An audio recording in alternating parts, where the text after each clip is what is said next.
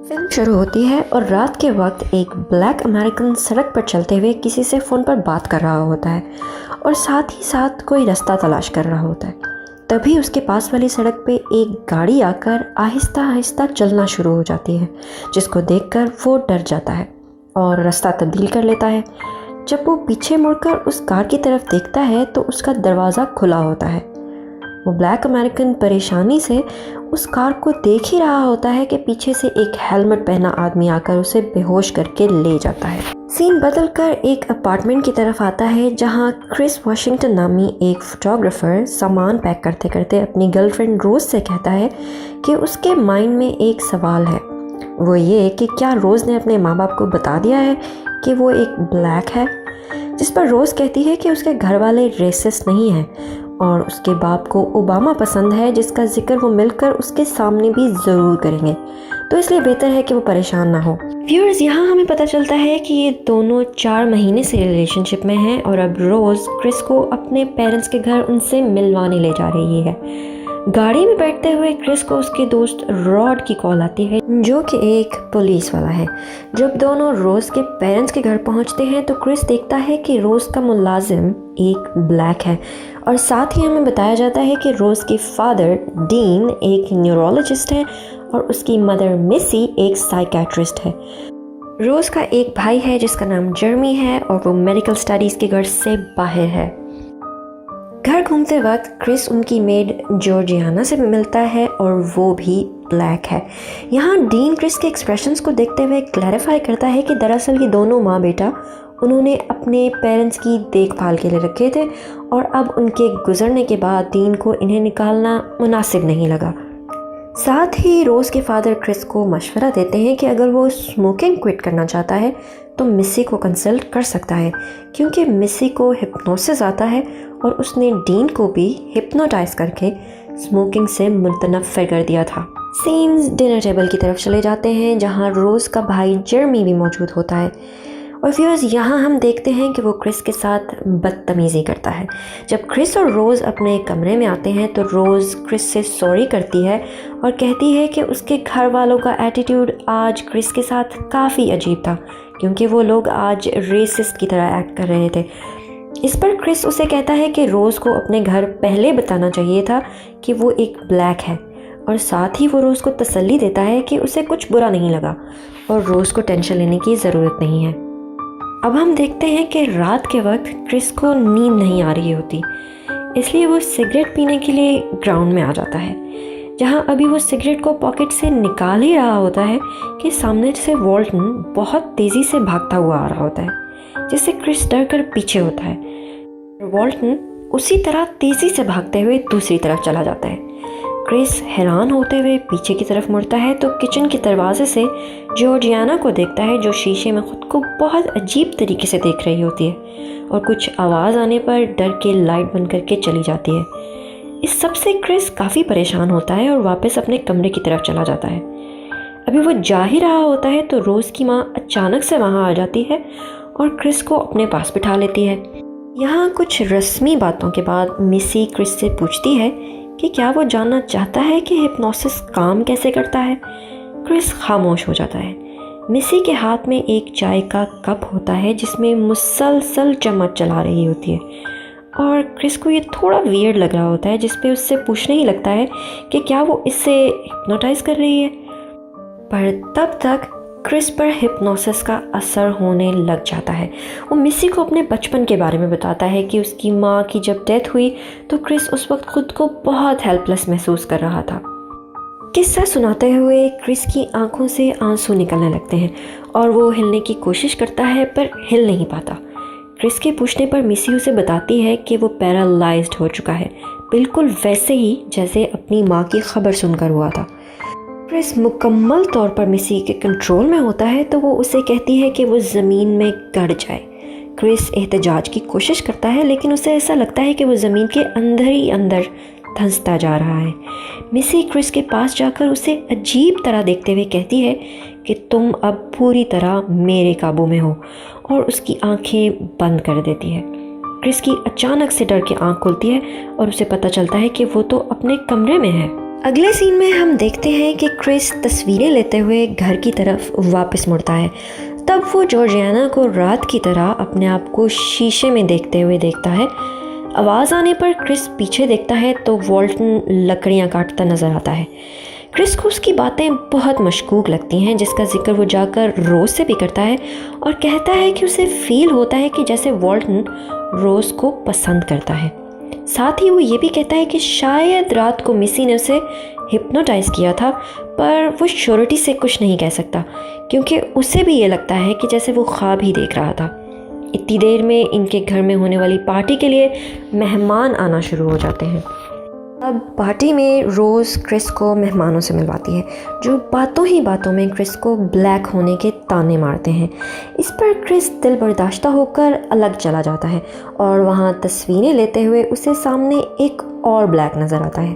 Chris उस लड़के लोगन के पास जाकर बात करना शुरू करता है, मगर क्रिस को वो भी जॉर्जियाना और वॉल्टन की तरह अजीब सा लगता है, जिससे क्रिस मज़ीद परेशान होता है। वाइट्स का ब्लैक के साथ ऐसा सलूक और ब्लैक्स की अजीब व मशकूक हरकतें, ये सब देखकर क्रिस हैरत ज़दा हो जाता है। वहीं पर एक अकेला शख्स बैठा होता है जिससे बात करने पर क्रिस को पता चलता है कि वो जिम हडसन है, बहुत मशहूर हडसन गैलरीज का मालिक। सीन बदलता है और क्रिस ऊपर अपने कमरे में चला जाता है जहां उसका फ़ोन चार्जिंग से उतरा होता है। क्रिस रोज़ के सामने जॉर्जियाना पर ऐसी हरकत का शक जाहिर करता है। साथ ही रोज़ के जाने के बाद क्रिस फ़ोन पर अपने दोस्त रॉड से बात कर रहा होता है, उसे मिसी के हिप्नोटाइज वाले इंसिडेंट का बता रहा होता है। उस पर रॉड कहता है कि शायद मिसी ने बाकी सब ब्लैक्स को भी हिप्नोटाइज किया हो। क्रिस इस बात पे सोच ही रहा होता है कि जॉर्जियाना अचानक से कमरे में आकर मोबाइल चार्जिंग से उतारने की माफ़ी मांगती है। क्रिस जॉर्जियाना से पूछता है कि इतने वाइट लोगों के दरमियान क्या वो घबराती नहीं। जॉर्जियाना क्रिस के इस सवाल पर पहले तो अफसुर्दा होती है, मगर फिर फ़ौरन ही मुस्कुराकर कहती है कि ऐसा कुछ नहीं है, ये लोग इसका बहुत ख्याल रखते हैं। जॉर्जियाना के कमरे से जाने के बाद क्रिस अपनी उलझन को ये कहकर झटक देता है कि शायद जॉर्जियाना पागल है। जब क्रिस नीचे वापस आता है तो कुछ लोग उससे पूछते हैं कि उसका अमेरिकन अफ्रीकन एक्सपीरियंस के बारे में क्या ख्याल है। क्रिस को कुछ समझ नहीं आता। वो सामने से गुजरते लोगन से यही सवाल करता है, जिस पर लोगन अपनी राय बता रहा होता है। क्रिस सबकी नज़रों से छुपाकर लोगन की तस्वीर लेने की कोशिश करता है, पर मोबाइल का फ्लैश ऑन होने की वजह से कामयाब नहीं हो पाता। लोगन फ्लैश की वजह से एकदम रुक जाता है और उसके नाक से खून निकलना शुरू हो जाता है। वो गुस्से में आकर क्रिस पर हमला कर देता है। मैं आकर उसे ज़ोर से पकड़ता है और मिसी के थेरेपी रूम में ले जाता है। डीन सबको बताता है कि ये सब लोगन ने अपनी दिमागी बीमारी की वजह से किया है। तभी मिसी लोगन को ले आती है और लोगन अपनी हरकत के लिए सबसे माफ़ी मांगता है। रोज़ क्रिस को परेशान देखकर अलग बात करने के लिए ले जाती है और क्रिस उसे बताता है कि उसके कज़न को भी यही मसला है, लेकिन उसने कभी ऐसे किसी पर अटैक नहीं किया।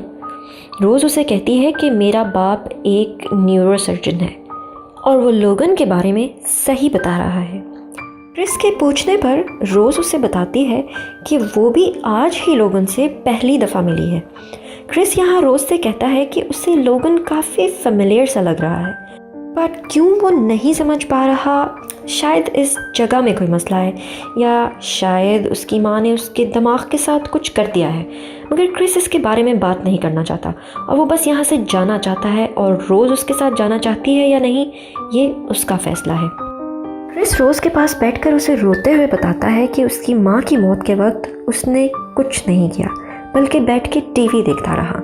इस पर रोज़ कहती है कि वो कर भी क्या सकता था, तब वो एक छोटा सा बच्चा था। क्रिस और उदासी और आंखों में नमी के साथ कहता है कि वो बाहर जाकर अपनी माँ को ढूंढ सकता था। उसे बाद में पता चला था कि वो फ़ौरन नहीं मरी थी, बल्कि ज़ख्मी सड़क पर पड़ी मदद का इंतज़ार करते इस दुनिया से चली गई थी। क्रिस रोते हुए रोज़ को कहता है कि उसे अपनी माँ के लिए तो कुछ नहीं किया, लेकिन वो रोज़ को अकेला नहीं छोड़ेगा। जिस पर रोज़ उसे गले लगाकर कहती है कि हम वापस घर चले जाते हैं।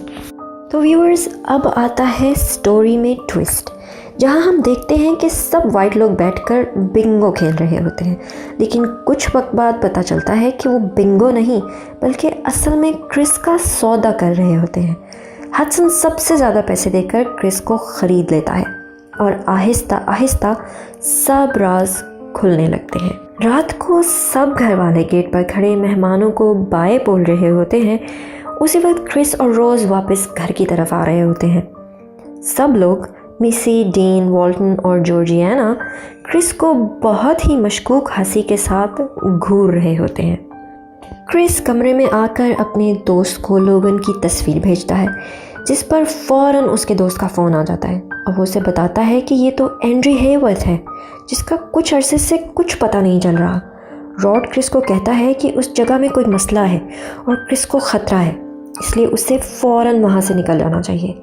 रोज़ के आने पर क्रिस उसे कहता है कि उन्हें इसी वक्त यहाँ से जाना पड़ेगा, बाकी बातें वो उसे गाड़ी में समझाएगा। पैकिंग करते वक्त क्रिस की नज़र अलमारी की तरफ जाती है, जिसमें एक डब्बा पड़ा होता है। जब क्रिस उसको खोलता है तो उसे कुछ तस्वीरें मिलती हैं। उन तस्वीरों को देखकर उसके होश उड़ जाते हैं। तस्वीरें रोज़ की होती हैं और साथ में सब ब्लैक लोग होते हैं। वॉल्टन और जॉर्जियाना भी रोज़ के साथ तस्वीर में होते हैं, जिसे देखकर क्रिस की आंखें खुली की खुली रह जाती हैं और उसे पता चलता है कि ये सारी फैमिली मिली हुई है। वो उनको वापस रखकर दरवाज़ा बंद करता है तो सामने रोज़ को देखकर उससे गाड़ी की चाबी मांगता है। रोज़ कहती है कि उसे चाबी नहीं मिल रही। क्रिस कहता है कि वो ढूंढ लेगा और सीढ़ियों से नीचे आता है। सामने जर्मी हाथ में डंडा लिए खड़ा होता है। मिसी आती है और पूछती है, कहाँ जा रहे हो? रोज़ कहती है कि क्रिस के कुत्ते की तबीयत ठीक नहीं है, जिसकी वजह से उन्हें जाना पड़ेगा। क्रिस रोज़ से बार बार चाबी का पूछता है, जिस पर वो हर बार यही कहती है कि उसे नहीं मिल रही। क्रिस समझ जाता है कि उसके साथ कुछ गलत होने वाला है और वो भागने की कोशिश करता है। तभी मिसी उसे पैरालाइज कर देती है और जर्मी उसे उठाकर घर के नीचे वाले हिस्से में ले जाता है, जहाँ डीन ने अपना क्लिनिक बनाया होता है। दूसरी तरफ रॉड बार बार क्रिस को कॉल करने की कोशिश कर रहा होता है, लेकिन उसका फ़ोन मुसलसल बन जा रहा है। इस पर रॉड बहुत परेशान हो जाता है और यहाँ रॉड को पता चलता है कि सिर्फ एंड्री ही नहीं बल्कि उसकी तरह और भी बहुत ब्लैक लड़के गायब हो चुके हैं, जिससे वो मज़ीद परेशान हो जाता है। सीन्स वापस क्रिस की तरफ आते हैं, जिसकी आंख एक कमरे में खुलती है जहां वो एक चेयर से बंधा होता है। क्रिस खुद को खोलने की कोशिश कर रहा होता है कि सामने पड़ा टीवी खुद ब खुद चल जाता है। टीवी पर एक वीडियो चलती है जिसमें रोमन आर्मिटेज, रोज़ का दादा, ये बताता है कि वीडियो देखने वाला अपनी ताकत की वजह से चुना गया है। आर्मिटेज फैमिली दरहकीकत यहाँ चुन कर लाए गए लोगों के दिमाग को निकाल कर दूसरों के जिस्म में डाल देते हैं, ताकि उनको एक तरजीही जिस्मानी ताकत और एक किस्म की इमॉर्टल ज़िंदगी दे सकें। दूसरी तरफ रॉड क्रिस का कुछ पता न चलने पर पुलिस के पास जाता है, लेकिन पुलिस उसका यकीन नहीं करती और वो मायूस होकर घर आ जाता है। रॉड दोबारा क्रिस को कॉल करने की कोशिश करता है और इस बार कॉल रोज़ उठा लेती है। रॉड रोज़ से क्रिस के बारे में जानने की कोशिश कर रहा होता है, मगर रोज़ उसे अपने प्यार के जाल में फंसाने लगती है ताकि वो उसे अपना अगला निशाना बना सके। रॉड घबराकर फ़ोन बंद कर देता है। सीन्स वापस क्रिस की तरफ आ जाते हैं, जहां अब सामने टीवी पर क्रिस को ख़रीदने वाला हडसन होता है।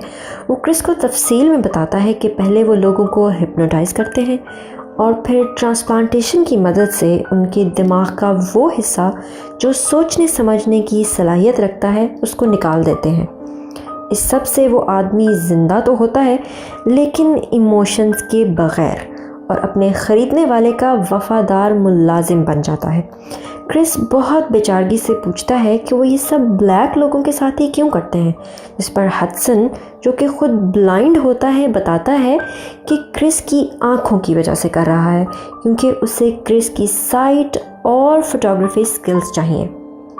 अब डीन सर्जरी स्टार्ट करता है, जिसके लिए जर्मी क्रिस को लेने आता है। क्रिस इस बार बेहोश नहीं होता, बल्कि बस एक्टिंग करता है कि वो बेहोश है। जब जर्मी उसको खोलता है तो क्रिस उसको ज़ख्मी करके वहाँ से भागता है, जिस दौरान वो डीन को मार देता है। उसी दौरान ऑपरेशन थिएटर में आग लग जाती है। क्रिस एक कार में बैठकर वहाँ से फ़रार होने ही लगता है कि जॉर्जियाना को हिट कर देता है। अपनी मदर का ख्याल आता है और वो जॉर्जियाना को उठाकर अपनी गाड़ी में बिठाता है, मगर जॉर्जियाना, जो कि हिप्नोसिस के स्पेल में होती है, क्रिस पर अटैक कर देती है और इसी वजह से कार क्रैश हो जाती है, जिसमें वो मर जाती है। यहाँ रोज़ वॉल्टर के साथ मिलकर क्रिस को पकड़ने लगती है। क्रिस, जो कि हिप्नोसिस के बारे में अब जानता है, अपने फ़ोन का फ्लैश यूज़ करके वॉल्टर को फ्री करता है। फ्री होने पर वॉल्टर रोज़ की गन से खुद को और रोज़ को भी मार देता है। इतने में रॉड वहाँ आ जाता है और क्रिस रॉड की गाड़ी में सदमे की हालत में बैठता है। इस पर रॉड उसे कहता है कि उसने उसे मना किया था ना कि इनके घर मत जाए और अब किसी बात की टेंशन लेने की ज़रूरत नहीं, वो सब संभाल लेगा, और उसे वहाँ से ले जाता है। मूवी दरअसल ऐसे मनाजिर से भरी हुई है जो ग़ुलामी और ओल्ड साउथ के माजी की याद दिलाते हैं। ये फ़िल्म दरअसल करंट एज में इस बात की भी याद दिलाती है कि हमारा माजी अभी भी हम में मौजूद है, क्योंकि अभी भी सब लोग रेसिज्म पर यकीन रखते हैं।